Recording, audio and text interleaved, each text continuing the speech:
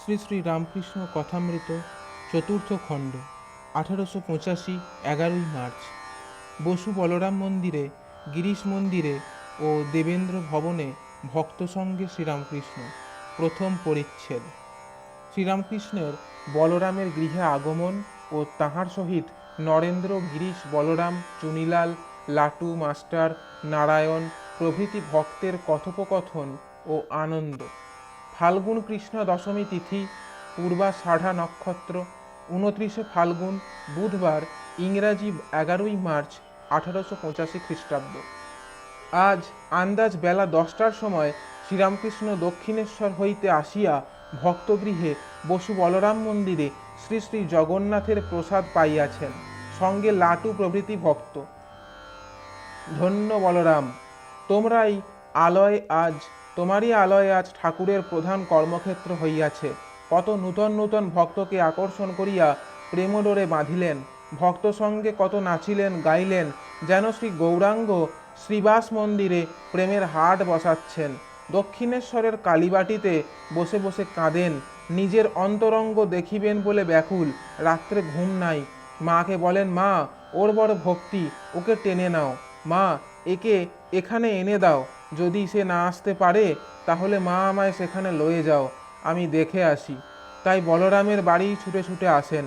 লোকের কাছে কেবল বলেন, বলরামের জগন্নাথের সেবা আছে, খুব শুদ্ধ অন্ন। যখন আসেন অমনি নিমন্ত্রণ করিতে বলরামকে পাঠান। বলেন, যাও, নরেন্দ্রকে, ভবনাথকে, রাখালকে নিমন্ত্রণ করে এসো। এদের খাওয়ালে নারায়ণকে খাওয়ানো হয়। এরা সামান্য নয়, এরা ঈশ্বরাংশে জন্মেছে। এদের খাওয়ালে তোমার খুব ভালো হবে। বলরামের আলয়েই শ্রীযুক্ত গিরিশ ঘোষের সঙ্গে প্রথম বসে আলাপ। এইখানেই রথের সময় কীর্তনানন্দ, এইখানেই কতবার প্রেমের দরবারে আনন্দের মেলা হইয়াছে।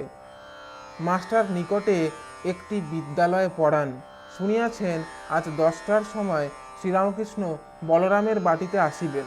মাঝে অধ্যাপনার কিঞ্চিত অবসর পাইয়া বেলা 2 প্রহরের সময় ওইখানে আসিয়া উপস্থিত। আসিয়া দর্শন ও প্রণাম করিলেন। ঠাকুর আহারান্তে বৈঠকখানায় একটু বিশ্রাম করিতেছেন।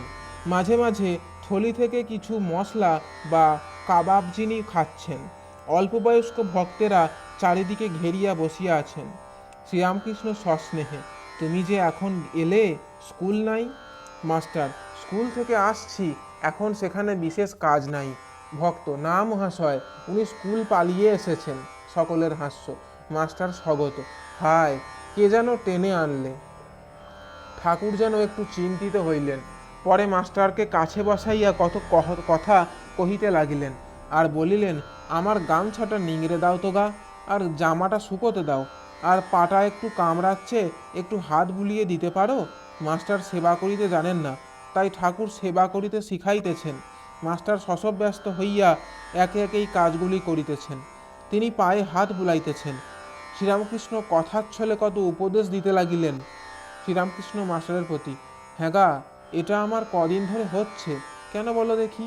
ধাতুর কোনো জিনিসে হাত দেবার জো নাই। একবার একটি বাটিতে হাত দিছিলুম, তা হাতে শিঙি মাছের কাঁটা ফোটা মতো হলো। ঝনঝন কনকন করতে লাগলো। গাড়ু না ছুলে নয়, তাই মনে করলুম গামছাখানা ঢাকা দিয়ে দেখি তুলতে পারি কিনা। যাই হাত দিয়েছি অমনি হাতটা ঝনঝন কনকন করতে লাগলো। খুব বেদনা। শেষে মাকে প্রার্থনা করলুম, মা, আর অমন কর্ম করব না, মা, এবার মাফ করো। হ্যাঁ, ছোট নরেন যাওয়া আসা করছে, বাড়িতে কিছু বলবে? খুব শুদ্ধ, মেয়ে সঙ্গ কখনো হয় নাই। মাস্টার, আর খোলটা বড়। শ্রীরামকৃষ্ণ, হ্যাঁ, আবার বলে যে ঈশ্বরীয় কথা একবার শুনলে আমার মনে থাকে। বলে ছেলেবেলায় আমি কাঁদতুম, ঈশ্বর দেখা দিচ্ছেন না বলে।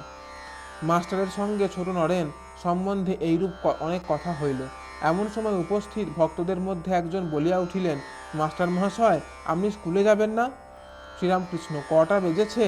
একজন ভক্ত, 1টা বাজতে 10 মিনিট। শ্রীরামকৃষ্ণ মাস্টারের প্রতি, তুমি এসো, তোমার দেরি হচ্ছে। একে কাজ ফেলে এসেছো?